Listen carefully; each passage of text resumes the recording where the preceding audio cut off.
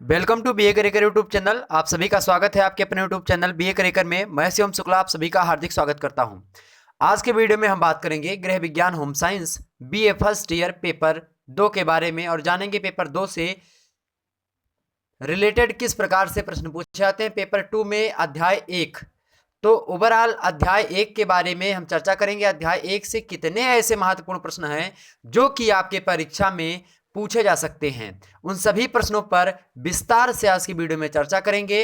तो video last तक देखिएगा। वीडियो पसंद आता है तो प्लीज़ लाइक करिए, चैनल को सब्सक्राइब करिए और वीडियो को शेयर करिए अपने सभी फ्रेंड्स वगैरह के पास, ताकि सभी लोग देख सके और ज़्यादा से ज़्यादा अंक ला सके परीक्षा में। ओके, तो बीए फर्स्ट ईयर पेपर 2 इकाई 1 चैप्टर 1, इससे पहले जो है पेपर 1 से रिलेटेड 10 चैप्टर अपलोडेड है, 10 लेक्चर अपलोड है। उन सभी को आपने देखा और अच्छे तरीके से देख रहे हैं, आप तैयारी अच्छे तरीके से कर रहे हैं। इसी प्रकार से उसका जो है और भी जो लेक्चर्स हैं वो आते रहेंगे। तो कुछ लोगों के कमेंट्स आए थे, कमेंट्स मैं पूरा पढ़ता हूँ, पूर्ण रूप से पढ़ता हूँ, उसका सोल्यूशन भी देता हूँ। ठीक, तो आप कमेंट्स करिए जो भी कमी रह रही है, जो भी त्रुटियाँ रह रही है हमसे, क्योंकि हर कोई व्यक्ति अपने आप में पूर्ण नहीं होता, ना कोई चीज़ दुनिया में ऐसी बनी है जो अपने आप में पूर्ण होती है। टू एयर इज ह्यूमन, मतलब गलतियां जो होती हैं वो इंसान से होती ही होती हैं, चाहे जितना कोई कर ले। इसी बात को मद्देनजर रखते हुए फिजिक्स में एक चैप्टर आप पढ़ते हैं इंटर में, प्रतिशत त्रुटि। ठीक, तो इस प्रकार से आप सोचते होंगे त्रुटियां सबसे होती हैं, हर एक चीज़ में होती हैं। तो अगर कोई भूल बस त्रुटि रह जाती है तो उसको प्लीज़ जो है क्षमा करिएगा उसके लिए, और उसके बाद में आप लोग उसमें सुधार हेतु आप अपने सुझाव दे सकते हैं। अपेक्षित सुधार हम करने का प्रयास करेंगे। ओके, तो अब हम बात करेंगे किसके बारे में, इकाई 1 कर 2 का बीए फर्स्ट ईयर गृह विज्ञान यानी होम साइंस का। उसका नाम क्या है? उसका नाम है मेरे प्यारे दोस्तों, उसका नाम है परिभाषा, दर्शन, संकल्पना एवं गृह प्रबंध की भूमिका। अब यहाँ पे हमने संकल्पना एवं गृह प्रबंध की भूमिका लिखा है, ठीक है, तो यही लिखा है, लेकिन पेपर का पूरा नाम क्या है? परिभाषा, दर्शन, संकल्पना एवं गृह प्रबंध की भूमिका, पूरे चैप्टर का नाम है। परिभाषा के अंतर्गत क्या होता है? परिभाषा के अंतर्गत हम परिभाषाएं देखते हैं विभिन्न रूप से, गृह विज्ञान की, प्रबंध की, ठीक है, व्यवस्थापन प्रक्रिया की, गृह व्यवस्था की, इन सभी की हम क्या कहते हैं? परिभाषा देखते हैं इसके अंतर्गत, इस चैप्टर के अंतर्गत। साथ ही साथ दर्शन देखते हैं, फिलोसॉफी इसमें थोड़ी बहुत होती है, तो उसको, उस दर्शन को हम देखते हैं गृह व्यवस्था के परिप्रेक्ष्य में, मतलब उसके परिप्रेक्ष्य में, गृह व्यवस्था के परिप्रेक्ष्य में दर्शन का क्या महत्व है उसको देखते हैं इस पेपर के अंतर्गत, साथ इस इकाई के इस अध्याय के अंतर्गत। ठीक, साथ ही साथ संकल्पनाएं दी गई हैं इसको रिलेटेड, इससे लेकर के, मतलब गृह व्यवस्था को लेकर ध्यान में रखते हुए, ठीक, व्यवस्थापन की प्रक्रिया दी गई है। तो उन सभी जो संकल्पनाएं दी गई हैं गृह व्यवस्था को लेकर के, उन संकल्पनाओं पर हम चर्चा करते हैं। साथ ही साथ गृह प्रबंध की भूमिका क्या है, इससे हम चर्चा करते हैं, यहां से प्रश्न पूछे जाते हैं। अब यहाँ पे सवाल ये उठता है कि पेपर 2 का नाम क्या है? पेपर 2 का नाम यह है मित्रों, परिवार संसाधन प्रबंध। पेपर 2 का क्या नाम है? परिवार संसाधन प्रबंध, यानी फैमिली रिसोर्स मैनेजमेंट। क्या?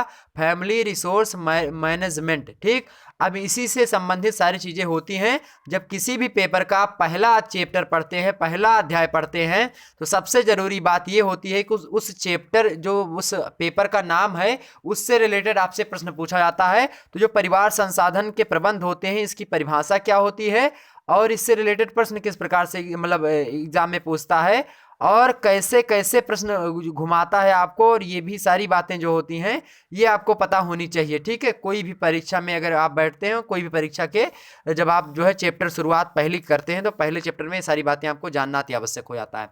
ध्यान होगा, इससे पहले हमने मॉडल पेपर इसका अपलोड कर रखा है। मॉडल पेपर जो है एक एक जो है 3-3 4-4 प्रश्नों को लिया था एक एक पेपर से, मतलब एक एक अध्याय से। ठीक है, तो उसको देख लीजिएगा आप। चलिए बात करते हैं प्रश्नों की ओर। हम देखिए मित्रों, आपके सामने प्रश्न यहाँ पे प्रस्तुत है। देखिए, पहला प्रश्न है कि किसने कहा है, किसने कहा कि प्रबंध एक कला है जो कि क्या करता है, घर के अस्तित्व में आने के साथ ही अवतरित होता है। क्या है कि प्रबंध जो होता है, यानी गृह प्रबंध जो होता है, वो क्या होता है? एक कला होती है। जो प्रबंध होता है वो क्या होता है, यानी मैनेजमेंट जिसको हम बोलते हैं अंग्रेजी में, तो मैनेजमेंट इज अ आर्ट।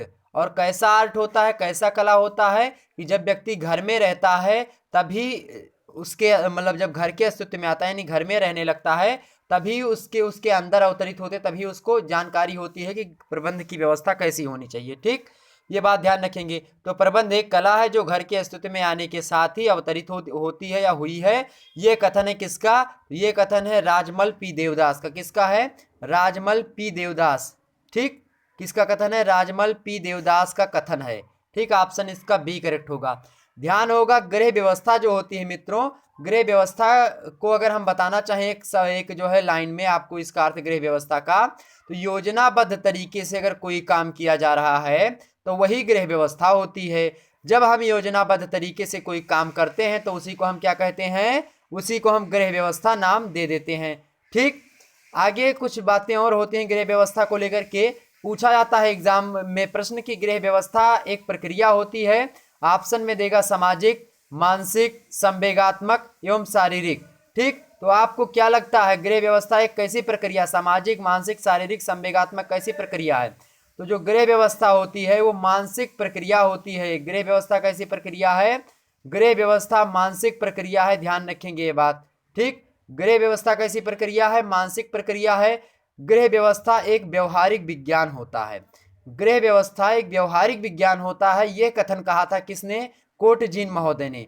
प्रश्न पूछा गया था प्रीवियस ईयर में कि मतलब पिछले साल में पूछा गया कि गृह व्यवस्था एक व्यवहारिक विज्ञान है, और व्यवहारिक विज्ञान तो है, तो ठीक है, लेकिन ये कहा किसने था? तो गृह व्यवस्था एक व्यवहारिक विज्ञान है, ये कहा था कोटजीन महोदय ने। किसने कहा था? कोटजीन महोदय। ठीक है, कोटजीन ने क्या कहा कि गृह व्यवस्था एक व्यवहारिक विज्ञान होता है। किसने कहा? कोटजीन ने कहा। क्या कहा? गृह व्यवस्था एक व्यवहारिक विज्ञान होता है। इसी प्रकार से 3-4 बार हम पढ़ाते रहेंगे तो आपको याद हो जाएगा। ठीक, सारी बातें। और 3-4 बार जब वीडियो को आप देख में जाइए, आंख मूंद करके आपकी क्वेश्चन हल होंगे। ठीक, व्यवस्थापन घर के वातावरण में मानवीय संगठन की प्राकृतिक वृद्धि है, यह कथन किसका है? अब पहले इस कथन का मतलब समझ लेते हैं। व्यवस्थापन, व्यवस्थापन क्या होता है?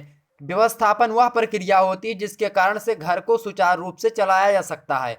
कम संसाधनों का प्रयोग करके अधिक से अधिक लाभ कमाया जा सकता है, अधिक से अधिक दिनों तक घर चलाया जाए, वही गृह प्रबंधन की भूमिका होती है। स्त्रियों को देखते हैं, मान लिया तेल आपके पास 2 चम्मच मतलब कि तेल खत्म हुआ है, आधा लीटर तेल है और बता दिया कि अब 1 महीने तक तेल नहीं आएगा, तो आधे लीटर तेल में औरतें क्या करती हैं? धीरे धीरे थोड़ा थोड़े तेल से तड़का लगाएंगी और उसके बाद में वो मैनेज कर लेंगी उसी में।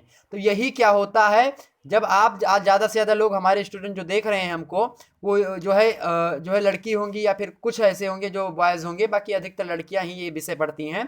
ठीक है, लेकिन ये विषय इतना महत्वपूर्ण होता है कि जैसे इकोनॉमिक्स है, इकोनॉमिक्स भी बहुत महत्वपूर्ण होता है गृह प्रबंधन को चलाने के लिए। अगर कोई लड़की सही तरीके से गृह विज्ञान को पढ़ ले, गृह विज्ञान को पढ़ ले, तो उसके घर में कोई भी बीमार होता है और उसके घर में चाहे पैसा हो उतना, चाहे ना हो, कम वस्तुएं हो, लेकिन वो अच्छे तरीके से अपने घर को मैनेज कर लेगी, चला लेगी, क्योंकि वो पढ़ी हुई होती है कि गृह व्यवस्था हमको कैसे डील करना है, कैसे किस तरीके से हमको जो है मैनेज करना है। तो मैनेजमेंट की जो सिचुएशन होती है, मैनेजमेंट की जो स्थिति होती है, वो करने को तैयार होती है वो गर्ल या फिर वो लड़की जो गृह विज्ञान को सही तरीके से पढ़ी हुई होती है। ठीक, गृह विज्ञान अपने आप में एक बहुत अच्छा सब्जेक्ट होता है जिसके अंतर्गत बायोलॉजी, दर्शन, मनोविज्ञान, तमाम प्रकार के पहलू समाहित हैं। ठीक, तो गृह विज्ञान अगर आप पढ़ रही हैं या पढ़ रहे हैं तो उसमें कोई लज्जा शर्म की बात नहीं है। इस बात को बिल्कुल मन से त्याग दीजिए कि गृह विज्ञान केवल लड़कियां पढ़ती हैं। गृह विज्ञान से बड़े बड़े प्रोफेसर ऐसे हैं जो कि क्या हुए हैं, जिन्होंने गृह विज्ञान से किया है, और वो कैसे हैं? वो बॉयज ही हैं, मतलब लड़कों ने ही किया है। बहुत सारे लड़के भी पढ़ते हैं, बहुत लड़कियां तो अधिक मात्रा में इसको पढ़ती हैं। ठीक, लड़कियों को पढ़ना भी चाहिए क्योंकि उनको गृह प्रबंधन की भूमिका निभानी होती है। चलिए, तो व्यवस्थापन जो होता है घर के वातावरण में, किसके वातावरण में? घर के वातावरण में क्या होता है? मानवीय संगठन की प्राकृतिक वृद्धि। मानवीय संगठन की प्राकृतिक वृद्धि किसमें? घर के वातावरण में। यही होता है क्या? व्यवस्थापन। तो व्यवस्थापन वह प्रक्रिया होती है जिसके अंतर्गत घर के वातावरण में मानवीय संगठन की क्या होती है? प्राकृतिक वृद्धि होती है। प्राकृतिक मतलब नेचुरली होती है, नेचुरल रूप से बढ़ता है आपका माइंड। ठीक है, और कहाँ पे बढ़ेगा? घर में जब आप रहेंगे तब बढ़ेगा। घर में जब आप रहेंगे तभी आपके अंदर ये कौशल आएगा, ये विकास मन में डेवलप होगा कि क्या कैसी चीज़ें, मतलब जब इससे सिचुएशन आती है तो सिचुएशन हैंडल उसी समय हो पाती है जब सिचुएशन आपके सर पर एकदम से मंडरा रही हो।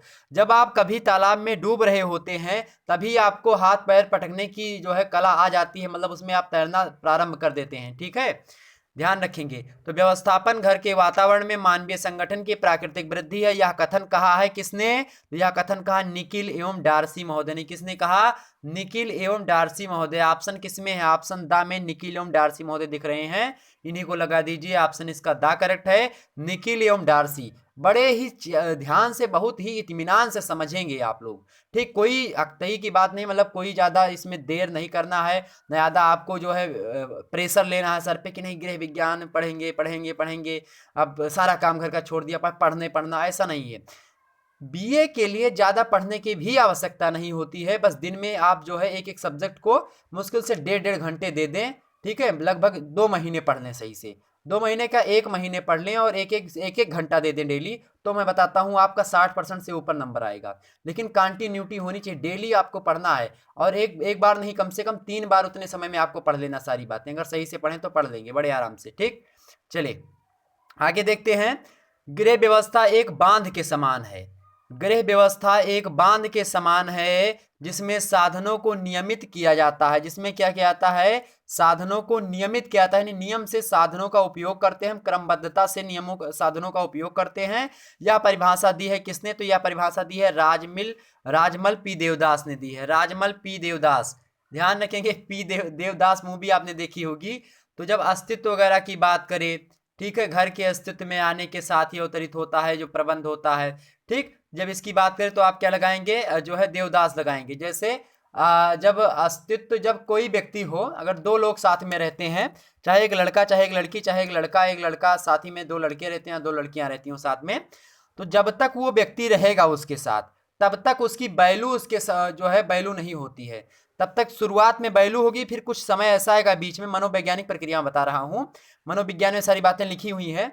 तो जब आप जो है कुछ शुरुआत में बहुत अच्छा लगेगा, दोनों लोगों को साथ में रहते हैं, नई नई जब यारी दोस्ती होती है तो उसमें बहुत अच्छा लगता है, आराम से सारी व्यवस्थाएं होती हैं, सारी चीज़ें होती हैं।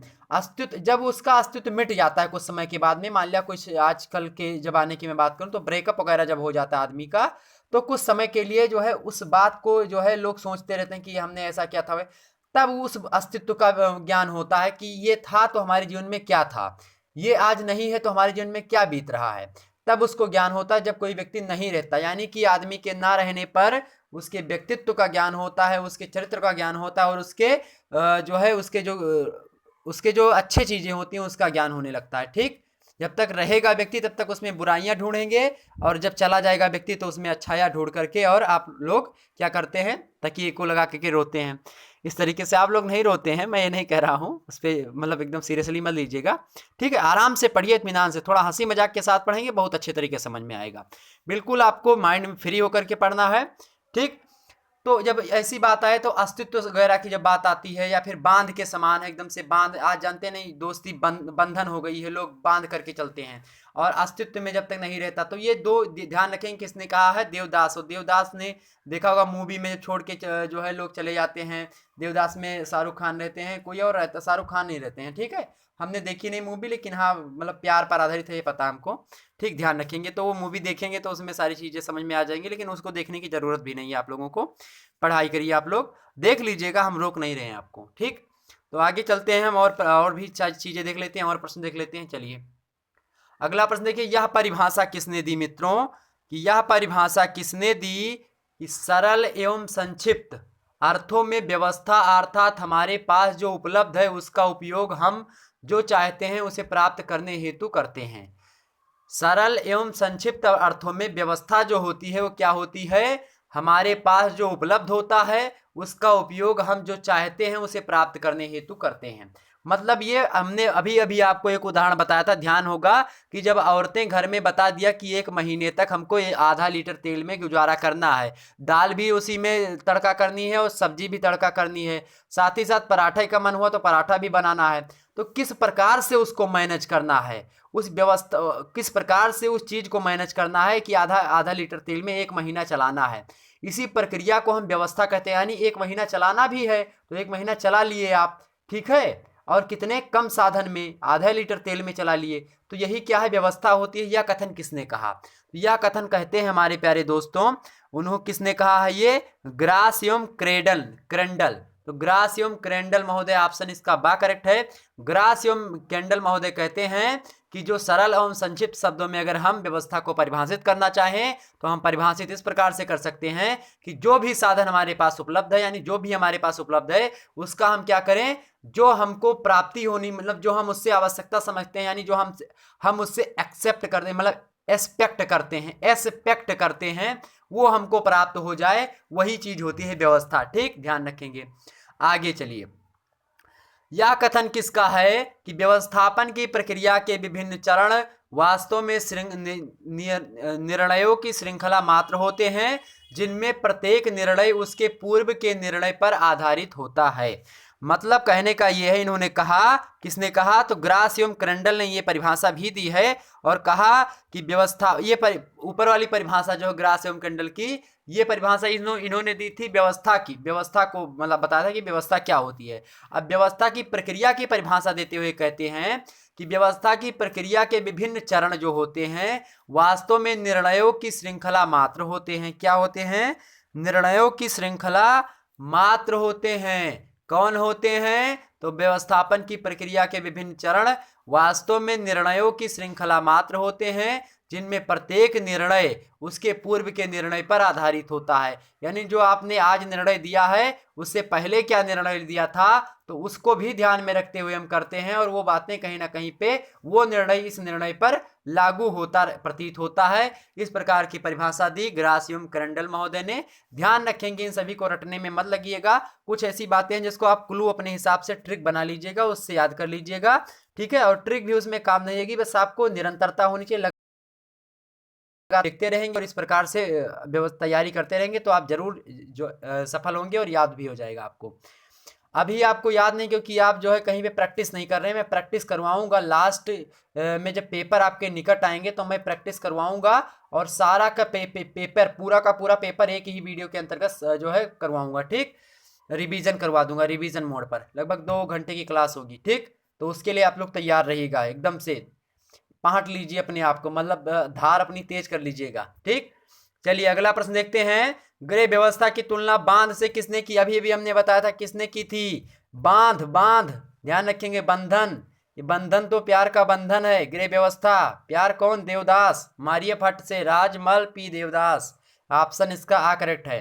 गृह व्यवस्था की तुलना बांध से किसने की, राजमल पी देवदास ने की। बहुत ही महत्वपूर्ण प्रश्न है, एग्जाम में पूछा गया प्रश्न है ये, ठीक है। एक प्रश्न और पूछा जाता है कि प्रभावशाली व्यवस्था मूल्यों को समझने एवं मानवीय और भौतिक साधनों से लक्ष्यों को प्राप्त करने में सहायता प्रदान करती है। यह परिभाषा दी थी व्यवस्था की कि जो प्रभावशाली व्यवस्था जो होती है मूल्यों को समझने एवं मानवीय और भौतिक साधनों से लक्ष्यों को प्राप्त करने में सहायता प्रदान करती है। यह परिभाषा थी गुडईयर एवं क्लोहर महोदय ने दी है, ठीक है। किसने दी है, गुडईयर एवं क्लोहर महोदय ने दी है। यह प्रश्न पूछा गया था, इसको ध्यान रखेंगे, ठीक। तो प्रभावशाली की जब बात आए, प्रभावशाली व्यवस्था, तो उसमें आप कौन मारेंगे, गुडईयर, ठीक है। गुड प्रभाव, गुड क्या करता है, प्रभाव, जब बचपन में आपको गुड मिलता था आप प्रभावशाली बहुत प्रतीत होते थे, ठीक है। प्रभावशाली चीजें लिखते थे, प्रभावित शब्दावलियों का प्रयोग करते थे तो आपको गुड मिलता था सर जी के द्वारा। तो याद रखेंगे, जब गुड की बात करें, मतलब गुडईयर ने कौन सी परिभाषा दी, प्रभावशाली व्यवस्था के मूल्यों को इन्होंने समझाया। तो प्रभावशाली व्यवस्था की जब बात करेगा तो 2 प्रश्न आते हैं इसको रिलेटेड करके, प्रभावशाली व्यवस्था को लेकर के।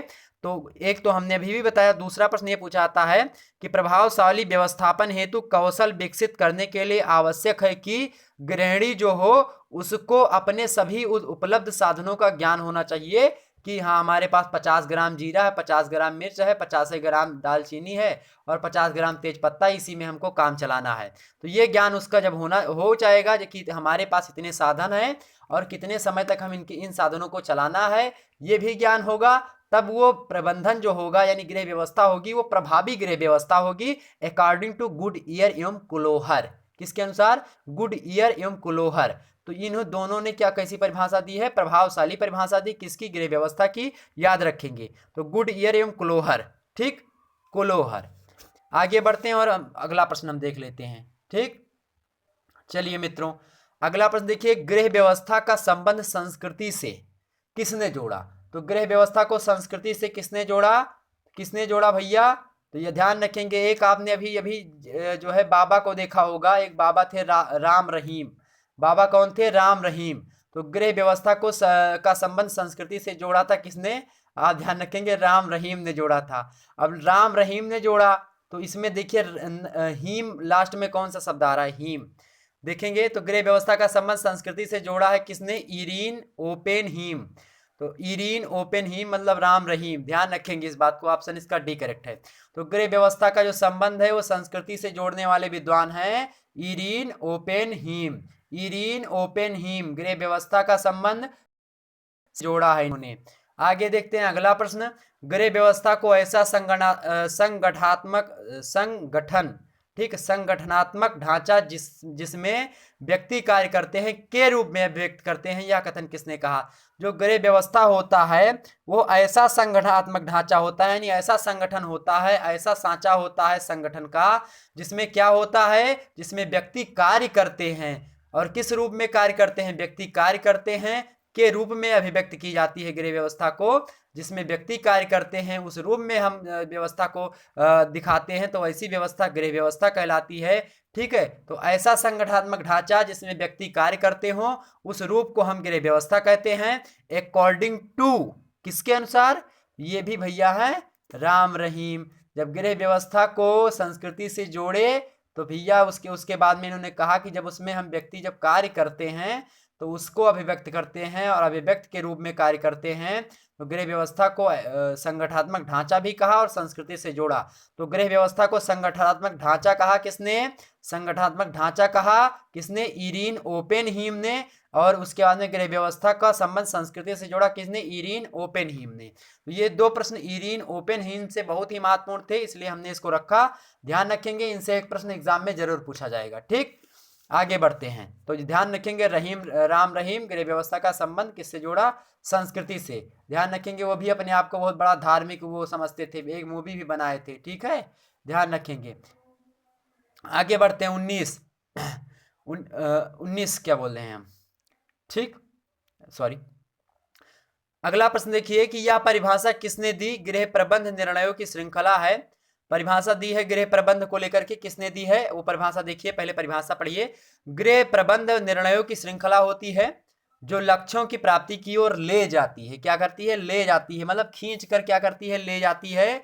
तो जो गृह प्रबंध होता है या गृह प्रबंधन की जो व्यवस्था होती है वो निर्णयों की श्रृंखला होती है, यानी बहुत सारे उसमें निर्णय होते हैं और एक निर्णय दूसरे निर्णय से क्या करते हैं? रिलेशन रखते हैं। क्या रखते हैं? एक निर्णय दूसरे निर्णय से क्या रखते हैं? रिलेशन रखते हैं। ये बात कही थी मेरे प्यारे दोस्तों, हमने बताया था आपको कि व्यवस्थापन की प्रक्रिया के विभिन्न चरण वास्तव में निर्णयों की श्रृंखला मात्र होते हैं जिनमें प्रत्येक निर्णय उसके पूर्व के निर्णय पर आधारित होता है। यह कथन कहा था ग्रास एवं क्रेंडल महोदय ने। तो ग्रास एवं क्रेंडल महोदय ने कौन सा कथन कहा था? कि व्यवस्थापन की प्रक्रिया के विभिन्न चरण वास्तव में निर्णयों की श्रृंखला मात्र होते हैं जिनमें प्रत्येक निर्णय उसके पूर्व के निर्णय पर आधारित होता है। ये बात आप ध्यान रखेंगे। अब यहाँ पे क्या प्रश्न पूछ रहा है? अब यहाँ पे पूछ रहा है, यहाँ पे भी ये बात कह रहे हैं और कहते कौन है? तो यहाँ पे न्यूमैन और समर महोदय कहते हैं। न्यूमैन एवं समर महोदय कहते हैं कि जो गृह प्रबंधन होता है वहाँ पे व्यवस्थापन की प्रक्रिया उन्होंने बताई थी। व्यवस्थापन की प्रक्रिया बताते हुए उन्होंने कहा था, ठीक है, किसने? ग्रास एवं क्रेंडल ने। अब इसी परिभाषा को थोड़ा और मॉडिफाई किया, थोड़ा और बनाया किसने? न्यूमैन ने। न्यू है ये, तो न्यूमैन ने और समर ने। तो न्यूमैन और समर ने क्या किया? गृह प्रबंध को बताया कि ये निर्णयों की एक श्रृंखला होती है जो लक्ष्यों की प्राप्ति की ओर ले जाती है। लक्ष्य क्या होते हैं? लक्ष्य भी अभी हम आगे पढ़ेंगे कि लक्ष्य जो होते हैं वो दीर्घकालीन लक्ष्य होता है, एक अल्पकालीन लक्ष्य होता है, एक मध्य अंत लक्ष्य होता है। ठीक है, लक्ष्यों की विशेषता कौन होती है? सामूहिक लक्ष्य अधिक या यह महत्वपूर्ण होते हैं। ठीक, विभिन्नताओं को मानते हैं। ये सामूहिक लक्ष्य द्वारा एक समूह विशेष के संबंधों का विकास होता है। ठीक, उसके बाद में मूल्य भी देखेंगे, आगे प्रश्नों को हमने उसमें रखा है, तो इन सभी मुद्दों को हम देखेंगे। तो गृह प्रबंध निर्णयों की श्रृंखला होती है जो लक्ष्यों की प्राप्ति की ओर ले जाती है। और जब कोई बात आप समझते हैं, जब कोई चीज आप नया करते हैं तो वो आपको लक्ष्यों की प्राप्ति की ओर ले जाएगी। जैसे मैं अभी आपको पढ़ा रहा हूं और आप पढ़ रहे हैं, आप नए तरीके से पढ़ रहे हैं, तो आप एक जो है लक्ष्य की प्राप्ति की ओर जाएंगे।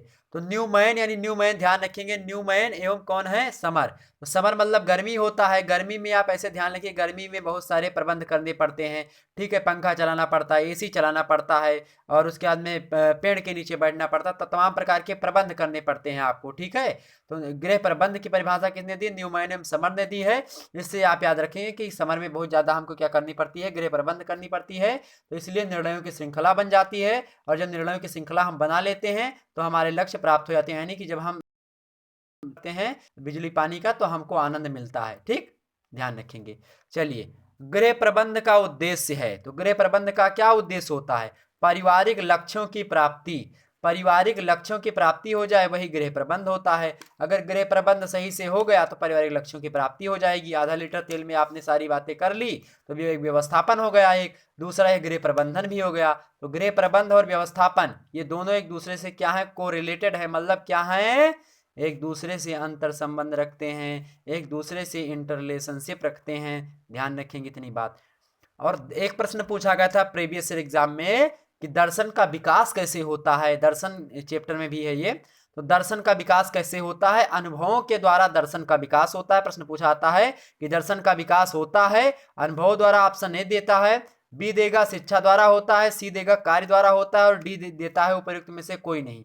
तो जो दर्शन का विकास होता है, नहीं फिलोसॉफी का विकास होता है, वो अनुभवों के द्वारा प्राप्त होता है। ठीक, एक प्रश्न पूछा गया था दर्शन से रिलेटेड और अगली परीक्षा में कि दर्शन हमारे जीवन में महत्वपूर्ण होते हैं। कैसे महत्वपूर्ण होते हैं? तो निर्णय लेने में, न्याय का आधार देने में दर्शन का उपयोग हम करते हैं। मूल्य तथा लक्ष्यों की स्थापना करने में हम दर्शन का उपयोग करते हैं। साथ ही व्यक्ति तथा पारिवारिक सदस्यों के व्यवहार निर्देशात्मक रूप में हम क्या करते हैं? दर्शन को अपने जीवन में उतारते हैं। ठीक, तो ऊपर सभी इसका करेक्ट आंसर होता है। जब कभी किसी चीज का महत्व पूछा जाए, किसी चीज की विशेषता पूछी जाए, तो आप उपयुक्त डी लगा करके आइएगा, गलत नहीं होगा। ठीक, ये बात ध्यान रखेंगे। एक परिभाषा दी थी, कहा था, एक परिभाषा देते हुए एक व्यक्ति ने कहा, निकिल एवं डार्सी महोदय एक हैं, निकिल एवं डार्सी जी ने कहा था कि व्यवस्थापन घर के वातावरण में मानवीय संबंधों की प्राकृतिक वृद्धि होता है। ये हमने बता दिया था। लेकिन निकिल एवं डार्सी का एक कथन और महत्वपूर्ण है कि सहानुभूति एवं विवेक पर आधारित दर्शन जो होता है, दर्शन से संबंधित परिभाषा दी कि सहानुभूति एवं विवेक पर आधारित दर्शन परिवार को सुखी एवं सफल बनाने में सहायता करता है। तो निकिल दी एक परिभाषा हमने व्यवस्थापन की बताई थी आपको कि व्यवस्थापन घर के वातावरण में मानवीय संबंधों की प्राकृतिक वृद्धि होता है। इसको भी किसने कहा था? निकिल एवं डार्सी ने कहा था। किसने कहा था? निकिल एवं डार्सी ने कहा था। ठीक, इतनी बात आप ध्यान रखेंगे। चलिए हम आगे बढ़ते हैं। एक प्रश्न पूछा गया था घर से रिलेटेड, ठीक है, कि घर क्या होता है। तो घर को पूछा गया था प्रश्न कि वह स्थान जो हमारी भौतिक आवश्यकताओं से नहीं अपितु हमारी भावनाओं और संवेगों से जुड़ा होता है, यानी हमारे इमोशंस से जुड़ा होता है, वह स्थान क्या कहलाता है? तो वह स्थान घर कहलाता है। घर क्या होता है? भावनाओं से जुड़ा हुआ होता है। उसमें आपका भौतिक आवश्यकताएं नहीं होती परिवार से जुड़ी, ना घर से जुड़ी। तो जो वह स्थान जो हमारी भौतिक आवश्यकताओं से नहीं किंतु हमारी भावनाओं और संवेगों से जुड़ा होता है, उस स्थान को हम घर कहते हैं। ऑप्शन में आपको परिवार देगा, विद्यालय देगा और समाज देगा। तो जो घर होता है वही होता है ऑप्शन इसका घर। ठीक, ध्यान रखेंगे इतनी बात। आगे बढ़ते हैं और अगले प्रश्न की ओर हम बढ़ते हैं। अगला प्रश्न देखिए मित्रों कि गृह विज्ञान वह विज्ञान है जो सहायक होता है। तो गृह विज्ञान वह विज्ञान होता है जो सहायक होता है। सोचिए आप फटाफट, गृह विज्ञान कैसा विज्ञान है? बड़े परिवार के निर्माण में, या लघु परिवार के निर्माण में, या नियोजित परिवार के निर्माण में, या सुखी एवं आदर्श परिवार के निर्माण में? फटाफट बताइए, आपको पता चल गया होगा, हमें पता है आपको पता चल गया, बिल्कुल बहुत सही जा रहे हैं आप लोग। द ऑप्शन सुखी एवं आदर्श परिवार के निर्माण में गृह विज्ञान होता है, गृह विज्ञान भूमिका निभाता है। किस प्रकार के परिवार को बनाने में? सुखी परिवार बनाने में, एक आइडल फैमिली बनाने में, आदर्श परिवार बनाने में। ठीक, तो ऑप्शन इसका द करेक्ट होगा। अगला प्रश्न देखें आप लोग। अगला प्रश्न है कि गृह व्यवस्था के निर्धारक तत्व हैं। गृह व्यवस्था को जो निर्धारण करने वाले एलिमेंट हैं वो कौन कौन से हैं? अब देखते हैं भैया ऑप्शनवा में क्या क्या है। ऑप्शनवा में देखिए आप क्या क्या है, तो देखें गृह व्यवस्था के निर्धारक तत्वों में ऑप्शन में दिया है लक्ष्य एवं मूल्य एवं स्तर। तो लक्ष्य, मूल्य एवं स्तर, यहाँ पे 3 बार 2 बार एवं दिया है, एवं एक ही बार होता है, एक शब्द में एक बार, जैसे यहाँ पे लक्ष्य कामा मूल्य और एवं स्तर लिखना होता है इसमें, लेकिन यहाँ पे गलत छपाई है। ठीक, माफ करिएगा उसके लिए। देखें तो जो गृह व्यवस्था के निर्धारक तत्व हैं वो कौन से होते हैं? वो यही होता है, उसमें लक्ष्य भी होता है। गृह व्यवस्था को जो करते हैं, गृह व्यवस्था में क्या होता है, पहले एक लक्ष्य रखा जाता है कि मान लिया 30 दिन तक वो तेल चलाना है। तेल एक उदाहरण ले लीजिए, वही आधा लीटर तेल को 30 दिन तक चलाना है, तो वो लक्ष्य हो गया आपका कि हाँ 30 दिन तक हमको चलाना आधा लीटर तेल में।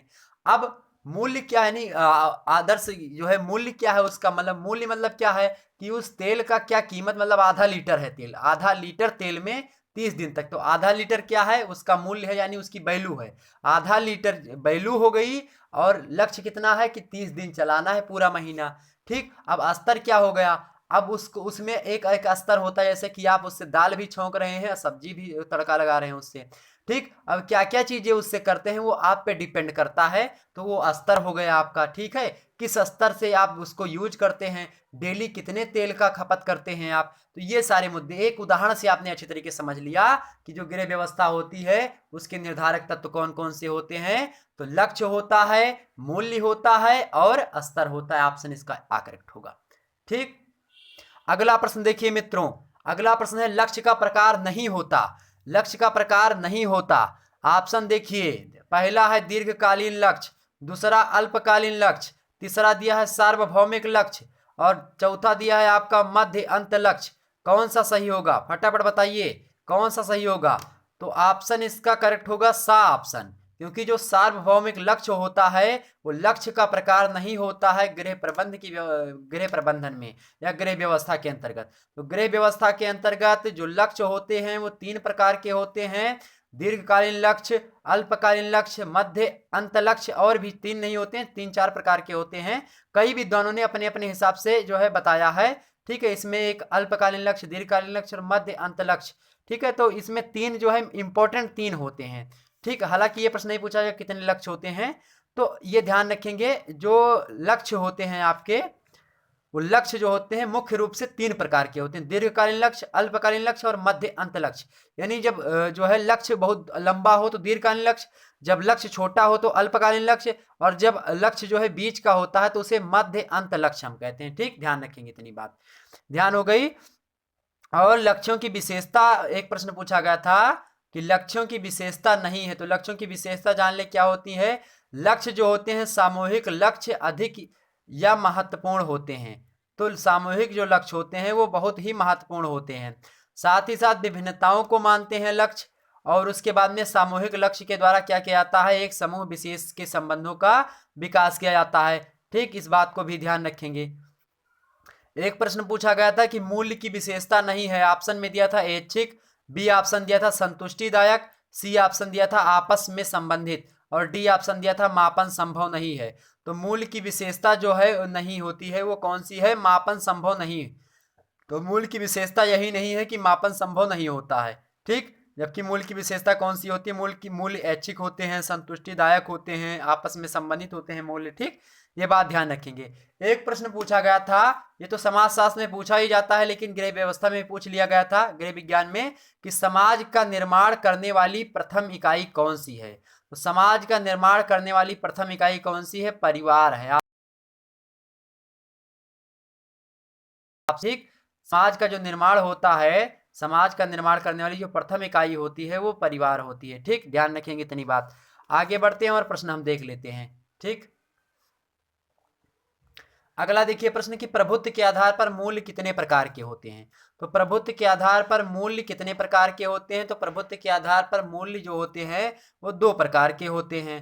तो प्रभुत्व के आधार पर मूल्य दो प्रकार के होते हैं। कौन कौन से मूल्य होते हैं। एक होता है साधनात्मक एवं आंतरिक मूल्य, और दूसरा कौन सा होता है, तथ्यात्मक एवं आदर्शात्मक मूल्य। यानी सा ऑप्शन इसका करेक्ट होगा, आ और बा दोनों। ठीक, अगला प्रश्न देखते हैं, कला एवं सौंदर्य में रुचि होना है।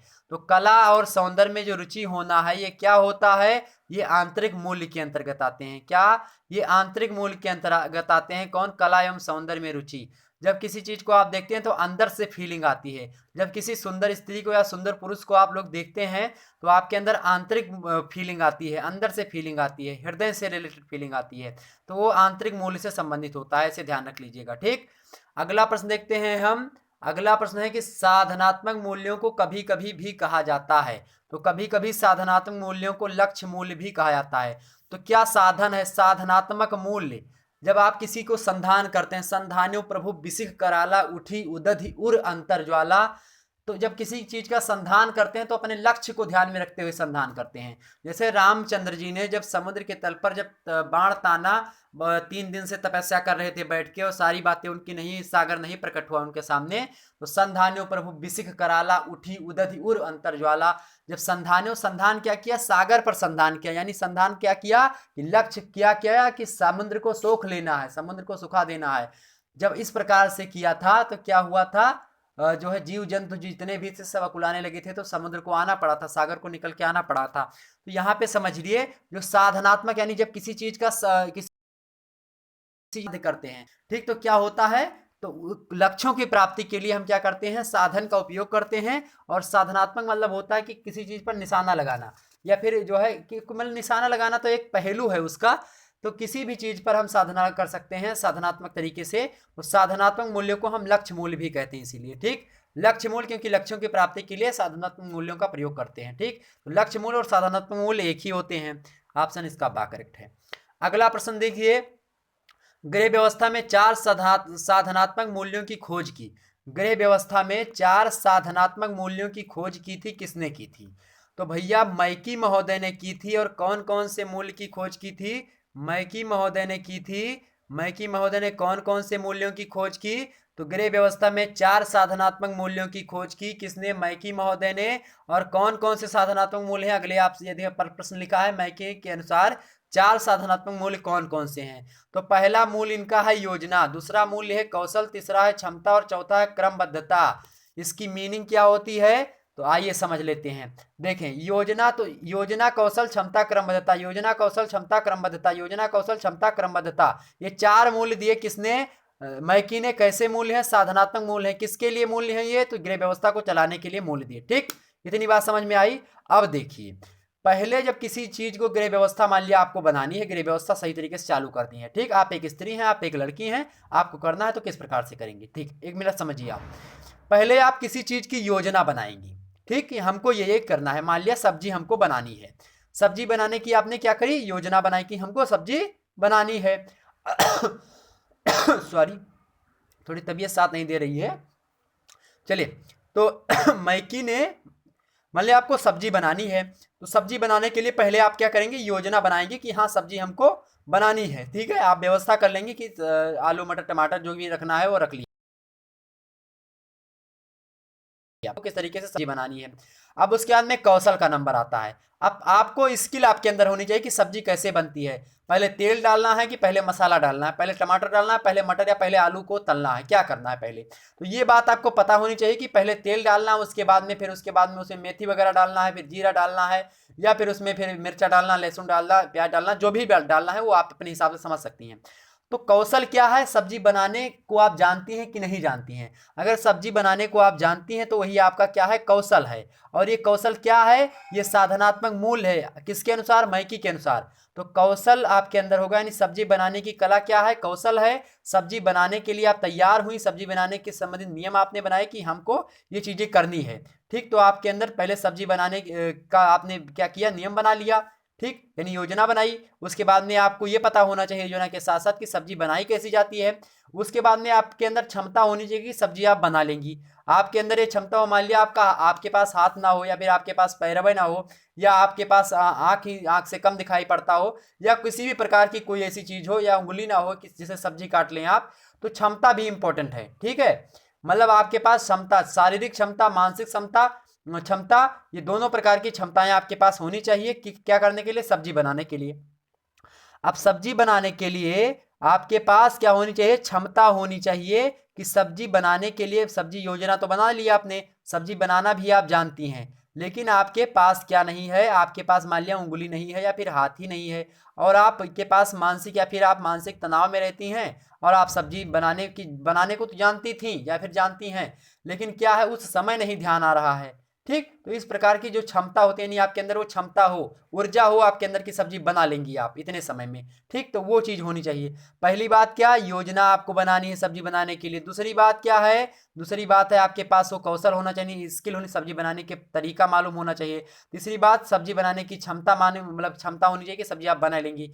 चौथी बात क्या है, चौथी बात यह है कि क्रमबद्धता, यानी क्रमबद्धता मतलब क्या, कि सब्जी बनाने में सबसे पहले आपको क्या डालना है, उसके बाद क्या डालना है, कितने देर तक उसको बनाना है, ये बातें, यानी क्रमबद्ध क्रम रूप से कि सब्जी बना रही हैं तो पहले आपको पहले आपको जो है कढ़ाई चढ़ानी है, कढ़ाई के बाद में आपको क्या करना है, तेल डालना है, उसके बाद में आप क्या करेंगे, मेथी डालेंगी, मेथी डालने के बाद में अगर जीरा बनाने वाली, जीरे वाली सब्जी है तो जीरा डालेंगी, नहीं जवाइन वाली सब्जी यानी घुइया की, अरवी की सब्जी बनानी है तो आप क्या करेंगी, आप उसमें जवाइन डालेंगी, या इसी प्रकार से फिर उसके बाद में तड़के के लिए आप जो है लहसुन डालेंगी, लहसुन के बाद में तो आप मिर्चा डालेंगी, हरा मिर्चा, उसके बाद में प्याज डालेंगी। ये सब क्रमबद्ध तरीके से डालना होता है, तब सब्जी बेटर बनती है। सब्जी बनाने की कला, पहले आप ये नहीं कि जो है मिर्चा और लहसुन प्याज ये सारी चीजें एक साथ ही आप लोग डाल देंगी, ऐसा नहीं होता है। पहले आपको क्या डालना, सबसे पहले अगर मेथी वाली सब्जी है, आलू की सब्जी बना रहे तो सबसे पहले मेथी डालना होता है। ठीक, मेथी डालने के बाद में आपको क्या डालना होता है, मेथी डालने के बाद में आप डालिए क्या, लहसुन डालिए, लहसुन के बाद में क्या डालेंगे आप, मिर्चा डालेंगे यानी हरा मिर्चा, हरा मिर्चा के बाद में उसके बाद में क्या डालना है, प्याज डालना है, प्याज डालने के बाद में क्या डालना है, उसके बाद में जो आपके पास मटेरियल हो, आलू प्याज, मतलब आलू गोभी जो कुछ भी हो वो डाल लें, या फिर आपके पास जो है प्याज के बाद में आपके पास यदि टमाटर है तो टमाटर डाल लीजिए, टमाटर के बाद में अगर मसाला पीसा है आपके पास तो उसको पीसे मसाले को डाल दीजिए टमाटर के साथ, उन्हें तड़के में वो हो जाएगा। ठीक, अगर आपके पास सूखा मसाला डालना तो पहले आप आलू डाल दीजिए, गोभी डाल दीजिए, गोभी को पहले तला जाता है। ठीक, तो ये सारी चीजें होती हैं, तो इस प्रकार की जो क्रमबद्धता होती है वो आपको पता होनी चाहिए। तो आपने क्या समझा हमारी बातों को, बिल्कुल समझा ना? अगर समझा तो प्लीज लाइक करिए, चैनल को सब्सक्राइब करिए, वीडियो को शेयर करिए सभी ग्रुप्स वगैरह में, सबके पास शेयर करिए ताकि सभी लोगों को पता हो कि गृह विज्ञान क्या चीज होती है। ये मैं आप पे डिपेंड करता हूं कि आप क्या सोचते हैं, क्या सोचती हैं इसके बारे में, तो प्लीज आप जो है फटाफट वीडियो को शेयर करेंगे। ठीक, और मुझे आशा है कि आप लोग शेयर करेंगे आप लोग। चलिए आगे बढ़ते हैं। तो इतनी बात आपको समझ में आ गई, मेरे ख्याल से आप कभी नहीं भूलेंगे, जो उदाहरण से मैं समझा रहा हूं आप कभी नहीं भूलेंगे। ठीक, आगे बढ़ते हैं। अगला प्रश्न देखिए आप लोग, अगला प्रश्न होता है, एक प्रश्न पूछा गया था प्रीवियस ईयर में कि शिल्प विज्ञान संबंधित अभिरुचि किस मूल के अंतर्गत। प्रश्न बहुत ही सिंपल है कि शिल्प विज्ञान संबंधित जो अभिरुचि होती है यानी एप्टीट्यूड जो होता है वो किस मूल के अंतर्गत आता है, तो साधनात्मक मूल के अंतर्गत शिल्पगत विज्ञान संबंधित जो अभिरुचियां होती हैं वो आती हैं, इसको ध्यान रखेंगे। ठीक, और आंतरिक और साधनात्मक दो प्रकार के मूल्य हम बता दें, आराम, स्वास्थ्य, महत्वाकांक्षा, प्रेम, ज्ञान, खेल, कला, धर्म, ये सब मूल्य एक प्रश्न पूछा जाता है ऐसे कि आराम, स्वास्थ्य, महत्वाकांक्षा, प्रेम, ज्ञान, खेल, कला एवं धर्म ये कैसे मूल्य हैं, तो ये कैसे मूल्य हैं, आंतरिक मूल्य भी हैं और साधनात्मक मूल्य भी हैं। ठीक, मैकी के अनुसार चार प्रकार के साधनात्मक मूल्य कौन कौन से हैं, योजना, कौशल, क्षमता, क्रमबद्धता। इतनी बात आपको ध्यान होनी चाहिए, इतनी बात आपको पता हो गई। अब आगे बढ़ते हैं, अगले प्रश्न देखिए। अगला प्रश्न आपके सामने प्रस्तुत है कि हम जो भी कार्य करते हैं उनके पीछे कोई शारीरिक, आर्थिक, सामाजिक, मनोवैज्ञानिक या दार्शनिक तथ्य अवश्य होता है, और ये तथ्य होते हैं, कौन से तथ्य होते हैं, जीवन मूल्य के तथ्य होते हैं। ऑप्शन इसका द करेक्ट है, यानी जब भी हम कोई कार्य करते हैं तो उसके पीछे कोई ना कोई तथ्य होता है, कोई ना कोई जो है तथ्य या फिर कोई ना कोई सत्य या फिर कोई ना कोई ऐसी चीजें कार्य करती हैं जो कि मनोवैज्ञानिक या दार्शनिक पहलू के अंतर्गत आती हैं। ठीक है, या फिर शारीरिक पहलू के अंतर्गत, आर्थिक पहलू के अंतर्गत, सामाजिक पहलू के अंतर्गत। तो सामाजिक, आर्थिक, राजनीतिक सामाजिक, आर्थिक, शारीरिक, सामाजिक, मनोवैज्ञानिक, दार्शनिक, ये तमाम प्रकार के तत्व होते हैं जब हम कोई कार्य कर रहे होते हैं, ये सामाजिक मूल्य के अंतर्गत आते हैं। ऑप्शन इसका द करेक्ट है। अगला प्रश्न देखिए, इस प्रकार के लक्ष्यों को सामान्यतः अस्थायी माना जाता है। तो किन प्रकार के तथ्यों को हमेशा अस्थायी माना जाता है? तो जो दीर्घकालीन जो तथ्य होते हैं, दीर्घकालीन जो लक्ष्य होते हैं, उनको हम क्या मानते हैं? अस्थायी मानते हैं। ठीक। एक विद्वान हुए हैं पारकर महोदय। तो पारकर महोदय ने दो प्रकार से मूल्य को विभाजित किया। पारकर ने, पूछा जाता है प्रश्न कि पारकर के अनुसार मूल्य कितने भागों में विभाजित किया गया है? तो पारकर महोदय के अनुसार मूल्य को दो भागों में विभाजित करते हैं हम, के नाम से जानते हैं। दूसरा कौन सा होगा? आपको पता होगा, ऋणात्मक मूल्य। ठीक। तो पहला धनात्मक मूल्य, दूसरा ऋणात्मक मूल्य। किसने कहा? पारकर महोदय ने कहा। तो पारकर महोदय ने कितने मूल्यों को बताया? पारकर महोदय ने दो मूल्यों को बताया। पारकर यानी धनात्मक ऋणात्मक, धनात्मक ऋणात्मक। पारकर किसने बताया? पारकर। कितने मूल्य? दो मूल्य, धनात्मक ऋणात्मक। किसने बताया? पारकर। ठीक, ध्यान रखेंगे इतनी बात तो एकदम से रट जाना चाहिए आपके मुंह पे। कोई पूछे, अगर रात में सो रही हो, अगर कोई पूछ ले आपसे कि पारकर ने कितने मूल्य बताए हैं गृह प्रबंधन की व्यवस्था को लेकर के, दो।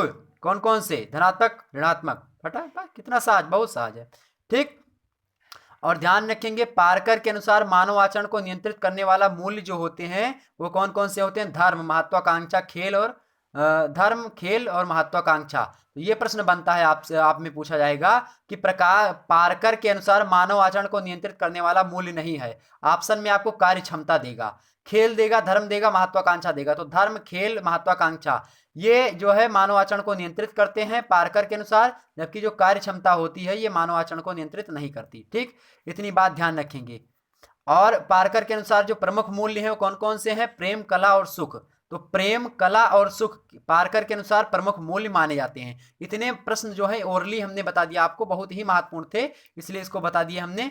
ठीक, अब आगे बढ़ते हैं और प्रश्न देख लेते हैं। तो इस प्रकार के लक्ष्यों को सामान्यतः अस्थायी लक्ष्य माना जाता है। वो कौन से मूल्य होते हैं? तो इस प्रकार के कौन से लक्ष्य होते हैं? तो दीर्घकालीन लक्ष्यों को हम क्या मानते हैं? अस्थायी, यानी वे हमेशा रहते हैं, अस्थायी होते हैं, बहुत दीर्घकालिक प्रक्रिया के वाले। अगला प्रश्न देखिए, स्पष्ट परिभाषित मूल्यों के अभाव में प्रभावशाली व्यवहार निर्णय है। तो स्पष्ट परिभाषित मूल्यों के अभाव में प्रभावशाली व्यवहार निर्णय है असंभव। क्या है ये? असंभव है। ऑप्शन इसका बा। तो जो परिभाषित यानी स्पष्ट रूप से परिभाषित मूल्यों की कमी में, यानी स्पष्ट रूप से परिभाषित मूल्य ना हो तो उसमें प्रभावशाली व्यवहार जो है नहीं होगा। प्रभावशाली व्यवहार का निर्णय हम नहीं कर पाएंगे, यानी कोई चीज का निर्णय लेना है हमको प्रभावशाली व्यवहार से संबंधित, तो हम नहीं ले पाएंगे। किसकी कमी में? जब हमको मूल्य नहीं पता होंगे, मूल्य हमको स्पष्ट परिभाषित नहीं होंगे। जब तक जो सामाजिक मूल्य होते हैं या फिर गृह प्रबंधन से रिलेटेड जो सामाजिक मूल्य होते हैं या किसी भी प्रकार का जो मूल्य है, वो जब तक हमको स्पष्ट रूप से ज्ञान नहीं होगा तब तक क्या नहीं होगा? तब तक प्रभावशाली व्यवहार में आप निर्णय नहीं ले सकते। ठीक, तो ये असंभव होता है। तो जब प्रभावशाली निर्णय नहीं ले सकते तो असंभव होगा। ऑप्शन इसका बा करेक्ट है। अगला प्रश्न देखिए, इनमें से कौन सा दीर्घकालीन लक्ष्य नहीं है? तो दीर्घकालीन लक्ष्य कौन सा नहीं है? घर की सफाई जो होता है ये दीर्घकालीन लक्ष्य नहीं है। आप सभी को पता होगा, बच्चों की उच्च शिक्षा दीर्घकालीन है। बच्चों की उच्च शिक्षा बच्चे को बहुत लंबी प्रक्रिया के द्वारा पढ़ाया जाता है। साथ ही साथ अपने आवास का लक्ष्य, तो घर और बनवाने में बहुत टाइम लगता है। ठीक है, उसके बाद में क्या है? बच्चों का विवाह, ये भी बहुत लंबी प्रक्रिया होती है। तो दीर्घकालीन लक्ष्य जो होते हैं तीनों होते हैं, बच्चों की उच्च शिक्षा, अपने आवास का लक्ष्य, बच्चों का विवाह। जबकि जो घर की सफाई होती है, डेली लोग अपने अपने घर में झाड़ू लगाते हैं, पोछा लगाते हैं। ठीक है, साफ सफाई रखते हैं। तो घर की साफ सफाई जो है ये क्या है? ये अल्पकालीन लक्ष्य होता है। तो घर की साफ सफाई अल्पकालीन लक्ष्य होता है। घर में भोजन बनाना अल्पकालीन लक्ष्य होता है। ठीक, ध्यान रखेंगे। बच्चों की कोई खरीदारी करनी हो या फिर वस्त्रों की खरीदारी करनी हो, संगीत सुनने की इच्छा हो, घर की साफ सफाई हो, ये सारे कैसे होते हैं? तो ये सारे अल्पकालीन लक्ष्य होते हैं। दीर्घकालीन लक्ष्य क्या होते हैं? बच्चों की उच्च शिक्षा, अपने आवास का लक्ष्य, बच्चों का विवाह करवाना। ठीक है, ये सारी चीज होते हैं। इतनी बात ध्यान रखेंगे। आगे बढ़ते हैं, हम अगला प्रश्न देखते हैं। पारकर के द्वितीय वर्गीकरण के अनुसार मूल्य कितने प्रकार के होते हैं? तो पारकर ने बताया था कि मूल्य दो प्रकार के होते हैं, धनात्मक मूल्य वर्गीकरण किया, उसमें भी दो प्रकार के मूल्य को बताया। ठीक है, तो दो प्रकार के मूल्य कौन कौन से इन्होंने बताए थे? धनात्मक और ऋणात्मक मूल्य। ठीक, ध्यान रखेंगे। तो दो प्रकार, ऑप्शन अगला देखिए, ऑप्शन बी इसका आ करेक्ट होगा। अगला प्रश्न देखिए, यह मूल्य वातावरण के साथ समायोजन तथा उनके बीच अंतःक्रिया के लिए आवश्यक है। तो कौन सा मूल्य जो होता है वो वातावरण के साथ समायोजन, मतलब वातावरण के साथ सही तरीके से चलता है, मतलब उसी में समाहित हो जाता है या फिर उसके साथ समन्वयतात्मक रूप से रखता है, यानी वातावरण को ध्यान में रखता है, उनके बीच अंतः क्रिया के लिए आवश्यक होता है क्रियात्मक मूल्य। तो क्रियात्मक मूल्य जो होते हैं वो वातावरण के साथ समायोजन तथा उनके बीच क्या करते हैं, अंतः क्रिया के लिए आवश्यक होते हैं क्रियात्मक मूल्य। ऑप्शन इसका सी करेक्ट है, यानी सा करेक्ट है। अगला प्रश्न देखिए, ये मूल्य मस्तिष्क से संबंधित होते हैं जो अभिव्यक्ति से प्राप्त संतुलित पर आधारित होते हैं। तो प्रश्न क्या है कि ये मूल्य यानी कौन से मूल्य, तो जो कल्पनात्मक मूल्य होते हैं, कल्पनात्मक मूल्य जो होते हैं वो मस्तिष्क से संबंधित होते हैं। तो कल्पनात्मक मूल्य यानी जो कल्पना करते हैं, यानी आप इमेजिन जो करते हैं, तो कल्पना करते हैं यानी सोचते हैं, तो सोचा कहाँ यहाँ पे आता है, मस्तिष्क में सोचा आता है। तो जो काल्पनिक मूल्य होते हैं, काल्पनिक मूल्य होते हैं वो मस्तिष्क से संबंधित होते हैं जो अभिव्यक्ति से प्राप्त संतुलित पर आधारित होते हैं। तो जो आप अभिव्यक्त कर रहे होते हैं उसके संतुलन पर आधारित होते हैं कौन, कल्पनात्मक मूल्य, ठीक, जो कि मस्तिष्क से संबंधित होते हैं। अगला प्रश्न देखें, अगला प्रश्न है प्रोफेसर, तो ऑप्शन इसका एक करेक्ट होगा। अगला प्रश्न देखिए, प्रोफेसर बी एस नायडू के अनुसार मूल्य कितने प्रकार के होते हैं। तो प्रोफेसर पी एम नायडू के अनुसार मूल्य जो होते हैं वो कितने प्रकार के होते हैं। तो मूल्य इन्होंने भी कितने प्रकार के बताए हैं, दो मूल्य के मतलब बताए हैं, और उनके अनुसार वो दोनों मूल्य कौन कौन से हैं, प्रोफेसर पी एम नायडू। तो पी एम नायडू के अनुसार कितने मनोवैज्ञानिक मूल्य इन्होंने एक बताया है, और दूसरा बताया है कौन सा मूल्य, आध्यात्मिक मूल्य। कौन कौन से मूल्य हैं, मनोवैज्ञानिक मूल्य और एक मिनट प्रोफेसर बी एस हम क्या बोल रहे थे, आपको पीएम बोल रहे थे ना। तो प्रोफेसर बी एस, ध्यान रखिएगा, प्रोफेसर बी एस नायडू, ठीक है, प्रोफेसर बी एस नायडू ने कितने मूल्य बताए हैं।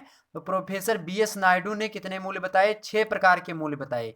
और एक प्रश्न पूछा था प्रोफेसर पीएम नायडू, तो प्रोफेसर पीएम नायडू ने जो है मनोवैज्ञानिक मूल्य बताए हैं और आध्यात्मिक मूल्य बताए, ठीक है, ध्यान रखिएगा इतनी बात।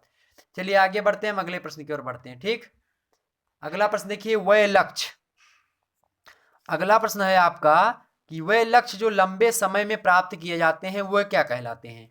तो ऐसे लक्ष्य जो लंबे समय के लिए प्राप्त किए जाते हैं, लंबे समय में प्राप्त किए जाते हैं, वह कहलाते हैं दीर्घकालीन लक्ष्य। तो वे लक्ष्य जो लंबे समय में प्राप्त किए जाते हैं वो दीर्घकालीन लक्ष्य कहलाते हैं, जाहिर सी बात है लंबे समय में। और जो कम समय में वो अल्पकालीन, जो थोड़ा और ज़्यादा समय में, वो कौन से होते हैं, मतलब मध्यकाल वाले होते हैं, ठीक। अगला देखते हैं, इस लक्ष्य का निर्धारण इसलिए किया जाता है जिससे दीर्घकालीन की प्राप्ति किया जा सकती है। यानी कुछ ऐसे लक्ष्य होते हैं जिनको प्राप्ति, मतलब जिनका निर्धारण किया जाता है और जिससे क्या होता है, हमको दीर्घकालीन जो लक्ष्य होते हैं उनकी प्राप्ति हो जाती है। इस प्रकार के लक्ष्यों को हम क्या कहते हैं, मध्य अंत लक्ष्य एवं मध्यवर्ती लक्ष्य कहते हैं। सॉरी, इनको हम क्या कहते हैं, इनको हम मध्यवर्ती लक्ष्य एवं अल्पकालीन लक्ष्य। तो अल्पकालीन लक्ष्यों की मदद से हम क्या करते हैं, मध्यवर्ती या फिर मध्य अंत लक्ष्य की प्राप्ति करते हैं। उसके बाद में जब हम इस प्रकार के जो हमको प्राप्त हो जाते हैं लक्ष्य, तब हम क्या करते हैं, इसी के माध्यम से, जब मध्य अंत लक्ष्य के माध्यम से या मध्यवर्ती लक्ष्य के माध्यम से हम क्या करते हैं, तो मध्यवर्ती लक्ष्य के माध्यम से हम क्या करते हैं, दीर्घकालीन लक्ष्यों की प्राप्ति करते हैं। तो बा और सा इसमें दिया, ऑप्शन ये करेक्ट होगा इसमें, ठीक है। जो मध्य अंत लक्ष्य होता है इसका भी इसमें रोल होता है, लेकिन ऑप्शन में आपको बा और सा दिया है, केवल बा और सा दिया है, बी, क्योंकि बा भी होता है और सा भी होता है, तो बा सा दिया है, ये करेक्ट है, ठीक है। और ये भी आपका सही होता है, लेकिन ऑप्शन में आ नहीं दिया है, ठीक, ध्यान रखेंगे इतनी बात। तो दोनों तीनों प्रकार के होते हैं। वैसे जो मध्यवर्ती लक्ष्य होते हैं, मध्यवर्ती और मध्य अंत लक्ष्य, ये जो है एकदम से कुछ ना कुछ आपस में रिलेशन रखते हैं, ठीक है, क्योंकि ये जो है मिडिल एस्ट, मतलब मिडिल के कार्य होते हैं, मिडिल वाले लक्ष्य होते हैं जो ना तो अल्पकालीन होते हैं ना दीर्घकालीन होते हैं, उनके बीच के होते हैं, ठीक। अगला प्रश्न देखिए, जो लक्ष्य अल्पकालीन लक्ष्य की प्राप्ति के लिए एक चरण के रूप में किए जाते हैं वो क्या कहलाते हैं। तो जो अल्पकालीन लक्ष्य की प्राप्ति के लिए एक चरण के रूप में किए जाते हैं उनको हम क्या कहते हैं, मध्य अंत लक्ष्य कहते हैं, ठीक, मध्य अंत लक्ष्य, ठीक। तो जो एक चरण में अल्पकालीन लक्ष्य की प्राप्ति के लिए एक चरण के रूप में किए जाते हैं उनको मध्य अंत लक्ष्य कहते हैं हम, ठीक, मध्य अंत लक्ष्य, ऑप्शन इसका सी करेक्ट है। अगला प्रश्न देखिए, अगला प्रश्न यहाँ पे नीचे दिया है कि निम्न में से कौन सार्वभौमिक लक्ष्य है। तो कौन इसमें से यूनिवर्सल लक्ष्य होता है, सार्वभौमिक लक्ष्य?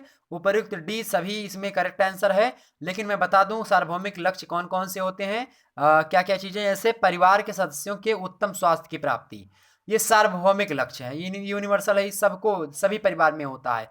सभी परिवार में कोई ना कोई व्यक्ति बीमार होता है, उनके उत्तम स्वास्थ्य की या फिर खान पान की उचित व्यवस्था होनी चाहिए। जो परिवार के सदस्यों के उत्तम स्वास्थ्य की व्यवस्था होती है या उसकी प्राप्ति के लिए जो व्यवस्थाएं की जाती हैं वो हर घर में होती है, यानी सार्वभौमिक रूप से होती हैं, यूनिवर्सल होती हैं, इसमें कोई कटने की बात नहीं है। और दूसरी बात क्या होती है, परिवार के सदस्यों का सर्वांगीण विकास करना। परिवार के सदस्यों का सर्वांगीण विकास करना सार्वभौमिक लक्ष्य के अंतर्गत आता है। सर्वांगीण मतलब क्या होता है, चौतरफा विकास। आप अपनी भाषा में समझे तो चौतरफा विकास व्यक्तियों के लिए, परिवार के जितने भी सदस्य होते हैं उनका चौतरफा विकास हो, उनके चौतरफा विकास होने के लिए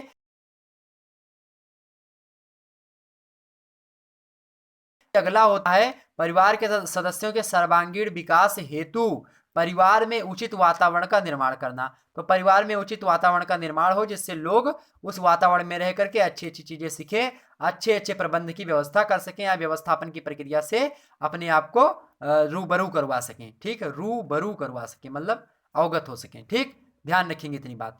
तो इतनी बातें आपने समझी जानी कि कुल मिलाकर के क्या चीजें होती हैं, क्या चीजें नहीं होती हैं। इन मुद्दों को आपने अच्छे तरीके से समझ लिया, विस्तार से हमने आपको समझाया, इसमें किसी प्रकार की कोई चीजें नहीं हमने छोड़ी है।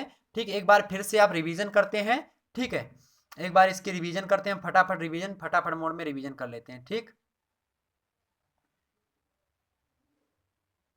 चलिए रिवीजन करते हैं फटाफट मोड में हम इसका।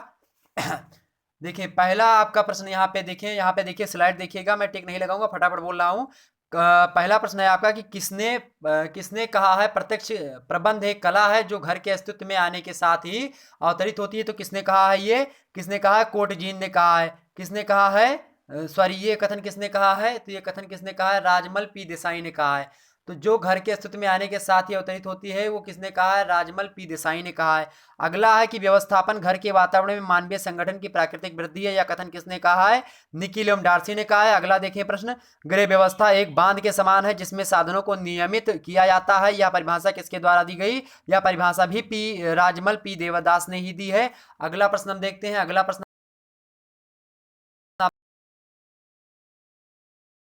किने दी है कि सरल एवं संक्षिप्त अर्थों में व्याख्या, अर्थात हमारे पास जो उपलब्ध है उसका उपयोग हम जो चाहते हैं उसे प्राप्त करने हेतु करते हैं। ये परिभाषा दी है ग्रास एवं क्रंडल महोदय ने। साथ ही ग्रास एवं क्रंडल महोदय ने एक और परिभाषा दी है, उससे नीचे वाला प्रश्न देखिए, व्यवस्थापन की प्रक्रिया के विभिन्न चरण वास्तव में निर्णयों की श्रृंखला मात्र होते हैं जिनमें प्रत्येक निर्णय उसके पूर्व के निर्णय पर क्या होता है, आधारित होता है। यह परिभाषा किसने दी है, ग्रास एवं क्रंडल ने। अगला प्रश्न देखिए, उससे नीचे गृह व्यवस्था की तुलना में बांध किसने, गृह व्यवस्था की तुलना बांध से किसने की है, किसने की है, राजमल पी देसाई ने की है, राजमल पी देवदास, राजमल पी देवदास ने की है। ठीक, देसाई गलत निकल गया। ठीक, पी देवदास ने किया। अगला प्रश्न देखिए, गृह व्यवस्था का संबंध संस्कृति से किसने जोड़ा, किसने जोड़ा, राम रहीम, इरीन ओपेनहीम। अगला प्रश्न देखिए, गृह व्यवस्था को ऐसा संगठनात्मक ढांचा जिसमें व्यक्ति कार्य करते हैं के रूप में अभिव्यक्त करते हैं, तो किसने किया है, इरीन ओपेनहीम, यानी इन्हीं ने किया है। अगला प्रश्न देखिए, गृह प्रबंध निर्णयों की श्रृंखला होती है जो लक्ष्यों की प्राप्ति की ओर ले जाती है, ऐसी परिभाषा दी है न्यूमैन तथा समर महोदय ने किसकी, गृह प्रबंध की। ठीक, ध्यान रखेंगे। नीचे एक प्रश्न आपको छुपे रुस्तम में दिखाई पड़ रहा होगा, गृह प्रबंध का उद्देश्य होता है, तो गृह प्रबंध का उद्देश्य होता है पारिवारिक लक्ष्यों की प्राप्ति, ज्ञान की प्राप्ति एवं सुख की प्राप्ति। ठीक है, ध्यान रखेंगे। सॉरी, तो गृह प्रबंध का जो उद्देश्य होता है, मेन उद्देश्य होता है, वो होता है पारिवारिक लक्ष्यों की प्राप्ति। क्या होता है, पारिवारिक लक्ष्यों की प्राप्ति। अगला प्रश्न देखिए फटाफट बे में, अगला प्रश्न देखिए आप लोग, गृह विज्ञान वह विज्ञान है जो सुखी एवं आदर्श परिवार के निर्माण में सहायता प्रदान करता है। ठीक, डी ऑप्शन। अगला प्रश्न देखते हैं, गृह व्यवस्था के निर्धारक तत्व हैं, ए ऑप्शन लक्ष्य और मूल्य स्तर। अगला प्रश्न, लक्ष्य का प्रकार नहीं है, सार्वभौमिक लक्ष्य जो होता है वो लक्ष्य का प्रकार नहीं होता है, सार्वभौमिक लक्ष्य जो होता है लक्ष्य का प्रकार नहीं होता है विद्वानों के अनुसार। ठीक, अगला प्रश्न देखिए, लक्ष्यों की विशेषता नहीं प्रश्न पूछा गया था, तो विकास।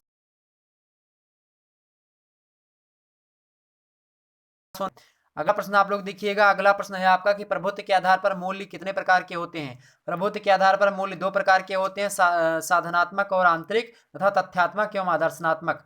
कला और सौंदर्य में रुचि होना यह कैसा मूल्य है, आंतरिक मूल्य है। अगला प्रश्न, साधनात्मक मूल्यों को कभी कभी लक्ष्य मूल्य भी कहा जाता है, तो लक्ष्य मूल्य किसे कहा जाता है, साधनात्मक मूल्यों को, साधनात्मक मूल्यों को कब क्या कहा जाता है, लक्ष्य मूल्य कहा जाता है। ठीक, अगला प्रश्न देखिए, गृह व्यवस्था में 4 साधनात्मक मूल्यों की खोज किसने की है? मैकी ने की है। वो 4 साधनात्मक मूल्य कौन कौन से? हमने सब्जी वाला उदाहरण दिया था आपको, योजना, कौशल, क्षमता, क्रमबद्धता। योजना, कौशल, क्षमता, क्रमबद्धता। ठीक, ध्यान रखेंगे इतनी बात। आगे बढ़ते हैं अगले प्रश्न की ओर। ठीक, अगला प्रश्न देखिए, हम जो भी कार्य करते हैं उसके पीछे कोई ना कोई शारीरिक, आर्थिक, सामाजिक, मनोवैज्ञानिक या दार्शनिक तथ्य अवश्य होता है। और ये तथ्य होते हैं, ये तथ्य कैसे होते हैं? ये जीवन मूल्य के तथ्य होते हैं। अगला प्रश्न देखिए, इस प्रकार के लक्ष्यों को सामान्यतः अस्थायी माना जाता है। किन प्रकार के लक्ष्यों को? तो दीर्घकालीन लक्ष्यों को सामान्यतः अस्थायी हम मानते हैं। अगला प्रश्न देखते हैं। अगला प्रश्न होगा कि स्पष्ट परिभाषित मूल्यों के अभाव में यानी कमी में प्रभावशाली व्यवहार निर्णय होता है। ये बात क्या है? असंभव है। ठीक है, अगला प्रश्न देखते हैं हम। अगला कौन सा दीर्घकालीन लक्ष्य नहीं है? तो घर की सफाई जो होता है दीर्घकालीन लक्ष्य नहीं है, जबकि बच्चों की शिक्षा, बच्चों की उच्च शिक्षा, अपने आवास का लक्ष्य, बच्चों का विवाह, ये कौन सा है? ये दीर्घकालीन लक्ष्य के अंतर्गत आते हैं। अल्पकालीन लक्ष्य कौन कौन से होते हैं? अल्पकालीन लक्ष्य जो होते हैं वो वस्त्रों की खरीदारी हो गया, कोई चीज खरीद रहे हैं उसकी खरीदारी हो गया, चीनी खरीदना है, चाय बनाना है या घर में खाना बनाना है, संगीत सुनने की इच्छा हुई, घर की साफ सफाई हुई, ये सारे कैसे हैं? ये अल्पकालीन लक्ष्य के अंतर्गत आते हैं। आगे बढ़ते हैं, अगला प्रश्न देखिए। आगे देखिए, अगला प्रश्न है आपका कि जो है अगला प्रश्न है, पार्कर के द्वितीय वर्गीकरण के अनुसार मूल्य कितने प्रकार के होते हैं? तो मूल्य 2 प्रकार के होते हैं। पार्कर के द्वितीय वर्गीकरण के अनुसार तो मूल्य कितने प्रकार के होते हैं? दो मूल्य और ऋणात्मक मूल्य बताया। देखिए, यह मूल्य वातावरण के साथ समायोजन तथा उसके बीच अंतःक्रिया के लिए आवश्यक होता है। ऑप्शन इसका सा करेक्ट होगा, क्रियात्मक मूल्य। तो क्रियात्मक मूल्य वातावरण के साथ समायोजन तथा उनके बीच अंतःक्रिया के लिए आवश्यक होते हैं। जबकि जो कल्पनात्मक मूल्य होते हैं, अगला प्रश्न देखिए, कल्पनात्मक मूल्य मस्तिष्क से संबंधित होते हैं, जो अभिव्यक्ति से प्राप्त संतुलित पर आधारित होते हैं। ठीक है, संतुलन पर आधारित होते हैं, संतुलित पर। अगला प्रश्न देखिए, प्रोफेसर BS नायडू के अनुसार मूल्य कितने प्रकार के होते हैं? तो प्रोफेसर BS नायडू के अनुसार मूल्य जो होते हैं वो 6 प्रकार के होते हैं। कितने प्रकार के होते हैं? 6 प्रकार के होते हैं। कितने प्रकार के? 6 प्रकार के, प्रोफेसर BS महोदय के अनुसार। ठीक है, अगला देखते हैं। अगला प्रश्न कि वे लक्ष्य जो लंबे समय में प्राप्त किए जाते हैं उन्हें हम क्या कहते हैं? दीर्घकालीन लक्ष्य कहते हैं। इस लक्ष्य से यानी किस लक्ष्य के द्वारा? तो भैया मध्यवर्ती और अल्पकालीन लक्ष्यों के द्वारा हम दीर्घकालीन लक्ष्यों की प्राप्ति जो है करते हैं। तो इसको क्या कहते हैं हम?